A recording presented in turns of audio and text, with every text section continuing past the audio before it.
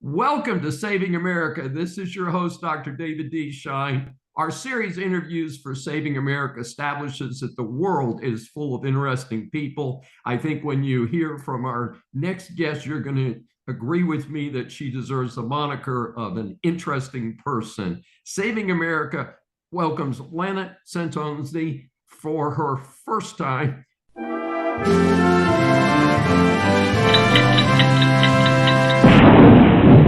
She is running for U.S. Representative in District 18. And for folks, this is a very interesting deal. There are two elections on the ballot, one for the incomplete term of Sheila Jackson Lee, and we're going to have our interview with Maria Dunn for that in a next.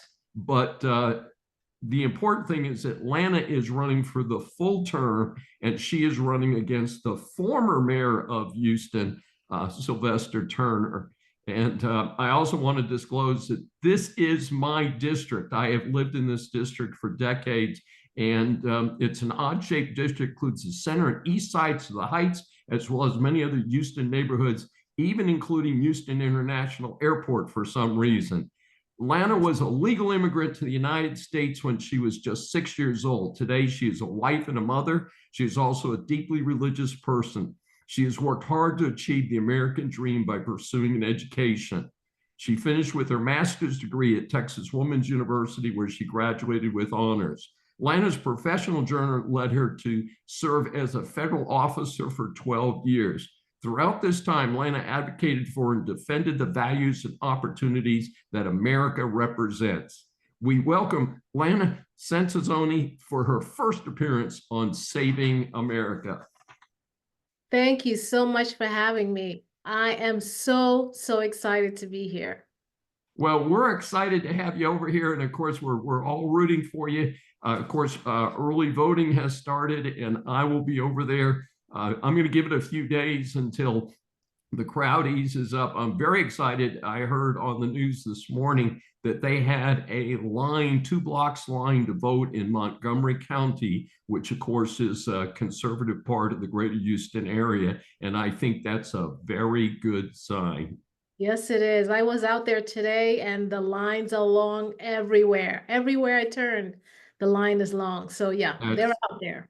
That's fantastic. As you know, we ask our guests 3 questions as part of our model. And in your early life, you had challenges that others may not have faced by coming to a new country as a child. Share with our audience how you managed to thrive and earn a degree from Texas Women's University with honors.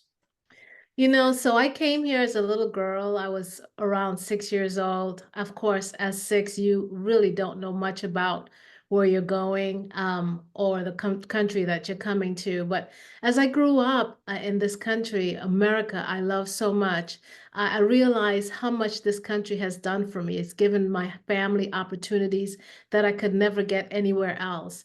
And I believe that as an immigrant, you take advantage of all the opportunities America has. Everyone should, whether you're a citizen born of this country or an immigrant that came here and eventually became a citizen. Everyone should take advantage of the fact that this country gives everyone the opportunity to grow and to become and flourish into the person that you should be. Well, you certainly have. So prior to running for office, you indicated that you had been a federal officer for 12 years. Please share with our audience what your job entailed and what you learned about the government while doing this work. So I have 4 different degrees, 2 bachelor's and my master's, of course, from TWU. And when I applied for the federal government, it took a long time. So I went back to school and got my master's. But when I started working for the federal government, I realized that, man, this is my dream job. I loved it. I loved getting up every day to go to work. I loved it. I wasn't one of those people that dreaded going to work. I loved it. I looked forward to it. But as I continued to work for the government, I realized that our government is extremely flawed and broken. And we have laws that need to be updated. And we also need to implement new ideas within the government, such as right now, with our borders, we're not implementing the laws. and that's not correct. That should not be. The law should be implemented. So I realized that when illegal immigrants come over to the United States, they know the laws better than we do. And they, because they know the loopholes in the laws, they use it against us. So these things need to be changed, and they need to be updated. Yeah, well, it's a very challenging situation. You certainly get no argument from me that our government system presently is sincerely broken.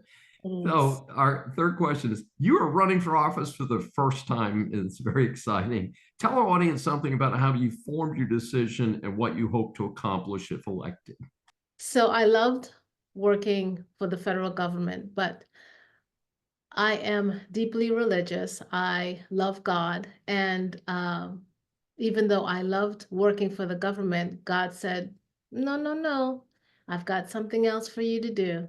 So I did struggle at first when God asked me to run. But as time went on, I accepted the call and took the step out to run. So this is why I'm running. It's really not about me. It's really about the community, helping the community, fighting for the community. And it's something that God asked me to do. So I want to be faithful to Him. And what are your key elements? What do you feel that you can do for this district, which includes me, as you know? So we're definitely fighting to lower crime. Of course, our economy is struggling right now. I've never seen so many elderly come out of retirement, not because they're bored, it's because they cannot put food on the table. We need to have them live out their lives because they've worked as long as they have. Everyone is feeling the struggle right now, whether you're young, you're old, you're middle, in the 30s, 40s, 50s, everyone is feeling it. We've got to build back up our economy. I'm also running on infrastructure. As you know, in Houston, we get a lot of hurricanes, and because we get hurricanes, we have flooding and we lose power. So we need someone to go to Washington to fight for us in order to get funding, in order to get these things progress and become better. And definitely term limits. We have to have term limits. Um, I'm finding that though Sheila Jackson Lee was in the seat for 30 years, there are areas that are struggling. That should not be. If you're in a seat for 30 years, then this place should be immaculate. It should be perfect, but it's not. And we need to have term limits. And when you have term limits, then whoever's in that seat for that time will fight to do the best that they can because they know they have a limited amount of time. But if you are sitting in a seat for a very long time, guess what? You get relaxed, you get complacent, and you just don't want to do anything. You're not fighting for the people anymore. You're fighting for yourself. So we need term limits.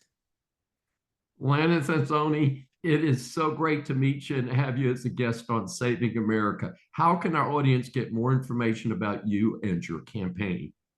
So you can visit my website, Lana Centonze for Congress. That's LANACENTONZE for Congress. Thank you. Sounds great. Go out and vote. Will do. This is Dr. David D. Schein for Saving America. Thanks for joining us, and please subscribe on your favorite platform.